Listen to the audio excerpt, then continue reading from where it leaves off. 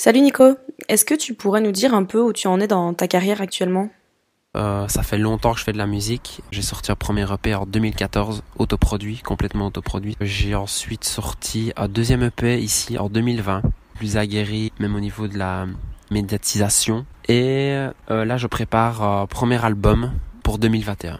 Et du coup là il y a beaucoup de choses qui ont dû être stoppées, abandonnées. Qu'est-ce que toi tu as dû mettre de côté dans ton boulot et qui te semble difficile?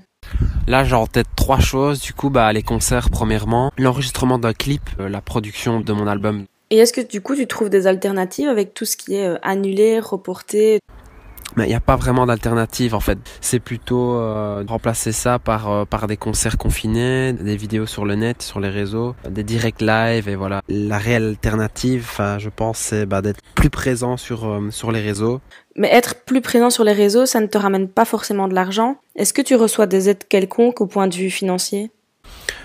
Tout est un peu en cours, donc des fonds vont bientôt être débloqués pour le secteur de la culture et un formulaire sera bientôt mis en ligne pour venir en aide tous ces personnes-là. Autre chose aussi par rapport aux royalties, donc aux droits d'auteur que certains artistes devaient toucher par exemple dans un an ou dans quelques mois. La SABAM a décidé d'ouvrir les comptes pour que les artistes aient accès directement à ces revenus-là quoi.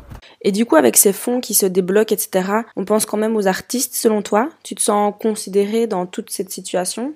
Tout seul, c'est un peu difficile. Du coup, il y a pas mal de gens qui essayent de lancer des campagnes et des mouvements un peu solidaires envers les artistes et j'y participe. Donc, notamment ici pour les quotas des radios en Belgique, pour que les radios passent plus d'artistes belges. Ce que je peux dire aussi, c'est que le secteur culturel, ça reste un secteur super important et c'est pas vraiment la vie de tout le monde en Belgique, surtout malheureusement. Dans la situation dans laquelle on est pour le moment, je pense qu'il y a pas mal de gens qui s'en rendent compte. Il faut de la culture et il faut du divertissement. Pour répondre à ta question, si je me sens considéré en tant qu'artiste, plus clairement, non, pas vraiment.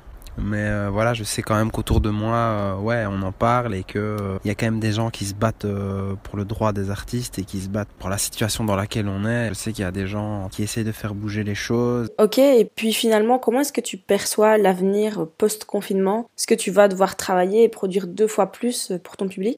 Je crois en cette théorie qu'il faut produire plus parce qu'avec la période des concerts qui prend beaucoup de temps pour l'artiste et aussi au niveau de son actualité, tu vois, et de sa présence, là il y aura pas tout ça, donc il va falloir meubler quoi. Après cet épisode, ce sera d'autant plus difficile. Le secteur de la culture sera bouché quoi. C'est-à-dire qu'il y aura plein d'artistes sur des listes d'attente. Je pense qu'il va falloir un temps pour que tout se remette en place. Et malgré tout ce que tu me dis, est-ce que tu en ressors quand même quelque chose de positif de ce confinement? J'essaie d'en profiter quand même le plus possible et du coup de m'atteler à mort sur mon futur album. Je prends un plaisir de fou aussi à bosser sur 2 autres projets auxquels je crois et aussi au moment donné où je dois sortir des choses, j'en ai sous la pédale et ça c'est assez cool. Eh bien, merci Nico de m'avoir un petit peu partagé ton quotidien en tant qu'artiste. Et puis, j'espère qu'on pourra te revoir le plus vite possible sur scène. I can breathe in, I console in the last thing